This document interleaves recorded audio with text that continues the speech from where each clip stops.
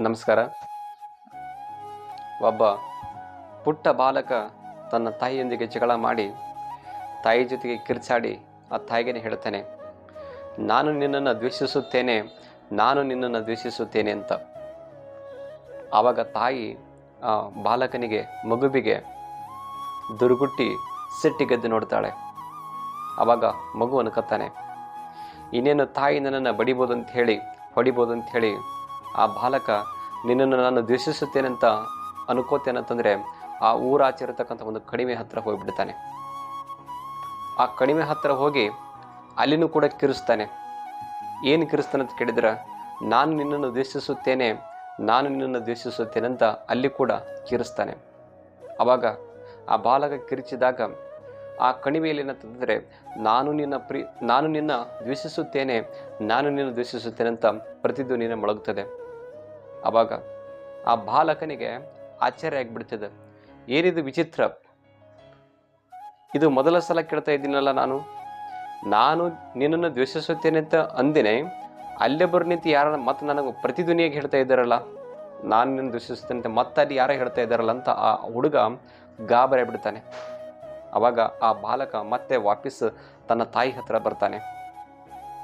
ತಾಯಿ ಹತ್ರ ಬಂದು ಹೇಳ್ತಾನೆ, ಅಮ್ಮ, ನಾನು ಕಡಿಮೆ ಹತ್ತಿರ ಹೋಗಿದ್ದೆ. ಕಡಿಮೆ ಹತ್ತಿರ ಹೋದಾಗ ಅಲ್ಲಿ ನಿಂತು ಹೇಳಿದೆ, ನಾನು ನಿನ್ನ ದ್ವೇಷಿಸುತ್ತೇನೆ ಅಂತ ಹೇಳಿದಿನಲ್ಲ. ಆವಾಗ ಅಲ್ಲಿ ಯಾರೋ ನಿಂತು ವಾಪಸ್ ನನಗೆ ನಾನು ನಿನ್ನನ್ನು ದ್ವೇಷಿಸುತ್ತೇನೆ ಅಂತ ಯಾರೋ ಅಂದರು ನನಗ ಅಂತ ಆ ಬಾಲಕ ಹೇಳಿದಾಗ ತಾಯಿ ಹೇಳ್ತಾಳ, ಬಾಯಿಲೆ ಮಗು ಅಂತ, ನೀನೊಂದು ಕೆಲಸ ಮಾಡು, ಮತ್ತೆ ಅಲ್ಲಿ ವಾಪಸ್ ಹೋಗಿ ನಾನು ನಿನ್ನನ್ನು ಪ್ರೀತಿಸುತ್ತೇನೆ ಅಂತ ಜೋರಾಗಿ ಹೇಳು ಅಂತ ತಾಯಿ ಹೇಳ್ತಾಳೆ. ಆವಾಗ ಆ ಬಾಲಕ ಮತ್ತೆ ಆ ಕಣಿವೆ ಹತ್ತಿರ ಹೋಗ್ತಾನೆ.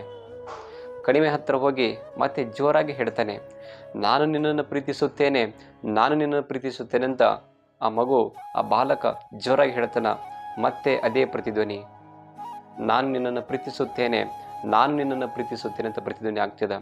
ಆವಾಗ ಒಂದು ಕ್ಷಣ ತಲ್ಲಣಗೊಂಡ ಆ ಬಾಲಕ, ಒಂದು ಕ್ಷಣ ಮೌನವಾದ ಬಾಲಕ ಕುಂತು ವಿಚಾರ ಮಾಡ್ತಾನೆ. ಆವಾಗ ಒಂದು ಸತ್ಯ ಅರಿವಾಗ್ತದೆ ಅವನಿಗೆ.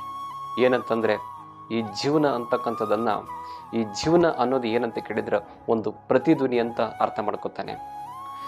ನಾವು ಏನನ್ನು ಕೊಟ್ಟಿದ್ದೇವೆಯೋ ಅದನ್ನೇ ನಾವು ಹಿಂಪಡೆಯುತ್ತೇವೆ ಅಂತಕ್ಕಂಥದ್ದನ್ನು ಸತ್ಯ ಆ ಬಾಲಕ ಅರ್ಥ ಮಾಡ್ಕೊತಾನೆ.